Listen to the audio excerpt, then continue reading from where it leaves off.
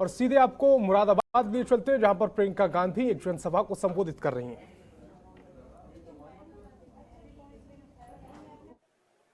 कारीगरों को दिहाड़ी की दिहाड़ी आधी हुई, कारोबारों में मंदी हुई, बिजली महंगी हुई, डीजल महंगा हुआ, कच्चा माल महंगा हुआ। उधर चीन तेजी से आगे बढ़ रहा था। जिस तरह से उन्होंने एक एक हुनर को लेके पूरे शहर में इंफ्रास्ट्रक्चर बनाया, उस तरह से हमें यहां पे भी बनाना चाहिए था। यहाँ पे सारी उपलब्धियां और सारी सुविधाएं उपलब्ध होनी चाहिए थी। यहाँ का इंफ्रास्ट्रक्चर मजबूत करना चाहिए था। यहाँ पे पूरी तरह से मदद करनी चाहिए थी ताकि आपका शहर भी विकसित हो पाए। ये सब नहीं हुआ। आपने पीतल नगरी बनाई, उद्योग नगरी बनाई, अपने हाथों से, अपने खून, अपने पसीने से बनाई। ये सरकार सिर्फ अंधेर नगरी बनाती है और अंधेर नगरी का चौपट राजा है।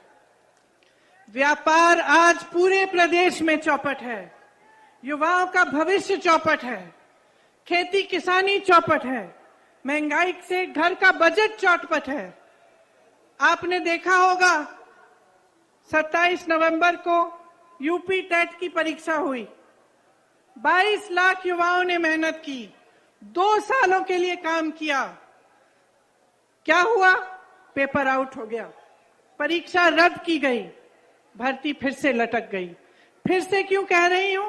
क्योंकि इस तरह से तमाम भर्तियां हैं। मैं ऐसे लोगों से बात कर चुकी हूं, ऐसे युवाओं से बात कर चुकी हूं जो 6 सालों से नियुक्तियों का इंतजार कर रहे हैं, जिन्होंने 4-5 परीक्षाएं दे दी हैं, लेकिन आज तक उनको रोजगार नहीं मिला। यहां पेपर आउट हुआ, नई बात नहीं थी। 12 परीक्षाओं में इस तरह से हुआ है। 10 लाख से अधिक सरकारी पद खाली पड़े हैं, लेकिन युवाओं को रोजगार नहीं मिल रहा। योगी आदित्यनाथ जी बयान देते हैं कि उत्तर प्रदेश में नौकरियां बहुत हैं, नौकरी योग्य युवा कम है।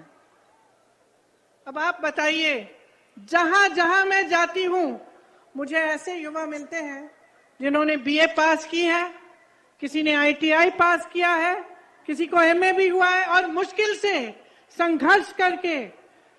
मैं एक वाल्मीकि कॉलोनी में गई लखनऊ में, वहां मैं एक महिला से मिली। उसने मुझे कहा कि मैं संघर्ष करके, घरों में काम कर करके 4-5 हजार रुपए का वेतन लेके मैंने अपनी बेटी को पढ़ाया।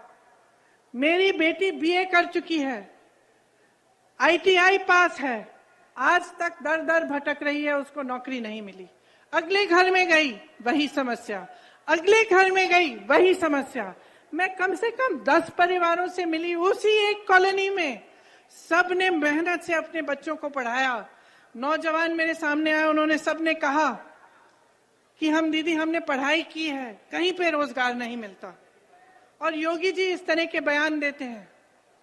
ये सब क्यों हो रहा है? मैं आपको एक छोटी सी बात बताती हूँ। बघेल जी यहाँ उपस्थित हैं। 2 दिन पहले बघेल जी बता रहे थे कि उत्तर प्रदेश के कुछ व्यापारियों से, उद्योगपतियों से उनकी चर्चा चल रही थी। तो उन उद्योगपतियों ने बताया कि एक पोर्टल की जरूरत थी, जिसके लिए वह मुख्यमंत्री जी से मिलना चाह रहे थे, लेकिन पिछले 4 सालों से उनको मिलने का मौका नहीं मिला। तो बघेल जी से मैं बात कर रही थी कि ऐसा कैसे हो सकता है कि 4 सालों से कोई अपनी समस्या को लेकर भटक रहा है। उद्योगपति हैं, व्यापारी हैं, प्रदेश को आगे बढ़ाने वाले लोग हैं, कैसे हो सकता है कि मुख्यमंत्री जी इनके लिए समय नहीं बना रहे हैं? तो बघेल जी ने मुझे एक बात कही जो मेरे मन में रही। उन्होंने कहा, देखिए दीदी, हमारे प्रदेश में जाति और धर्म पर आधारित राजनीति कम होती है और विकास पर आधारित राजनीति होती है। उत्तर प्रदेश में सांप्रदायिकता पर आधारित राजनीति और जातिवाद पर आधारित राजनीति इतनी भयानक है कि मुख्यमंत्री भी जानता है कि लोगों की समस्याओं का हल करने के बजाय चुनाव के समय आएगा, धर्म की बात करेगा, जाति की बात करेगा, चुनाव जीत के निकल जाएंगे और उनको कोई जवाबदेही ही नहीं रहेगी। तो ये बात मेरे मन में बहुत गहराई से मैंने इस बारे में सोचा। ये बात सही है। जब तक पब्लिक जवाबदेही नहीं मांगेगी अपनी नेताओं से, तब तक ये सिलसिला चलता रहेगा। जब तक वोट विकास के आधार पर नहीं डलेगा, जब तक आप ये सवाल नहीं करेंगे कि मेरे गांव में, मेरे लिए, मेरे शहर में आपने 5 सालों में क्या किया, जब तक ये सवाल सबसे महत्वपूर्ण नहीं होगा, तब तक इसी तरह की राजनीति में आप फंसे रहेंगे, माफियाओं के दलदल में फंसे रहेंगे। मुझे आश्चर्य हुआ मैं जब यूपी आई, जमीन की माफिया, नदी की माफिया, बालू की माफिया, पढ़ाई की माफिया, इम्तिहानों की माफिया, जहां देखो माफिया ही माफिया। मुझे तो आश्चर्य है कि सांस पे कोई माफिया नहीं है कि आप सांस ले रहे हैं और आपसे हफ्ता लिया जाए। ये हालात है आपके प्रदेश के। ये हालात आप बदलोगे कैसे? मुझे बहुत बड़ी शिकायत है आपसे। जब तक आप इस तरह की राजनीति के घेरे में फंसे रहेंगे, तब तक कोई बदलाव नहीं आने वाला है।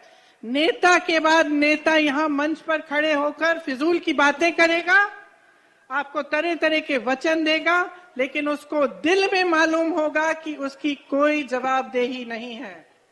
इसीलिए सबसे बड़ी जिम्मेदारी आपकी है। आप नेताओं को जिम्मेदार बनाओ, सिखाओ उनको कि ऐसा नहीं चलेगा। मंच पर आकर खोखले वचन बनाए, 5 सालों के लिए आप कुछ नहीं करें, ये नहीं चलेगा। इसीलिए कांग्रेस पार्टी इस चुनाव को सिर्फ और सिर्फ विकास के आधार पर लड़ना चाहती है। हमने प्रतिज्ञाएं ली हैं। क्या प्रतिज्ञा ली है? कि हम 20 लाख रोजगार दिलवाएंगे, हर जिले में हम उद्योगों के हब लगवाएंगे। ये प्रतिज्ञा इसलिए है क्योंकि खोखला वचन नहीं है। आपको मुख्यमंत्री जी ने कहा कि किस तरह से उन्होंने वचन दिया और 2 घंटे के अंदर अंदर कर्ज माफ किए। उन्होंने आपको बताया कि किस तरह से छत्तीसगढ़ में आज कांग्रेस की सरकार 2500 रुपए क्विंटल धान खरीद रही है। तो ये कोई कल्पना नहीं है, ये सच्चाई है। अगर हम कह रहे हैं, हम करके भी दिखाएंगे। देखिए, किसानों ने जो आंदोलन किया, इससे एक बहुत बड़ी बात आगे आई है कि जब आप मन बना लेते हैं, जब आप अटल रहते हैं, आप अडिग बन जाते हैं, तो सरकार को झुकना पड़ता है। सरकारों ने, किसानों ने त्याग दिया। 700 से अधिक किसान शहीद हुए। उन 700 शहीदों के लिए प्रधानमंत्री जी 2 मिनट के लिए भी संसद में मौन नहीं रहे। 2 मिनट का मौन नहीं किया। संसद में चर्चा भी नहीं की उन कानूनों पर, जिन कानूनों को रद्द करने जा रहे थे। लखीमपुर के खेरी में नरसिंहार हुआ। किसानों को अपनी जीप के पहियों के तले एक मंत्री के बेटे ने कुचल कर मार डाला।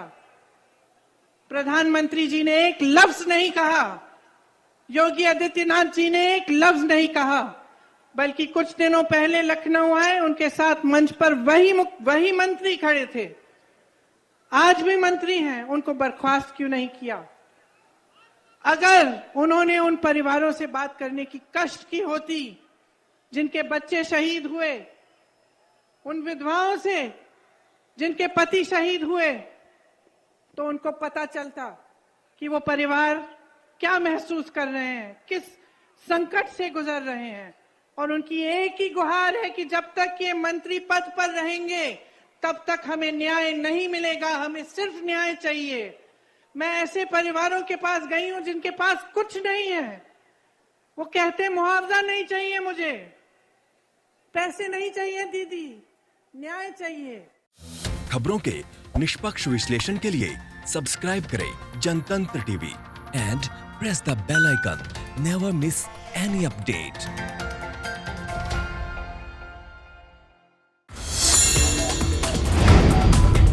Download the Janatantra TV app, available on Google Play and App Store. Download it now.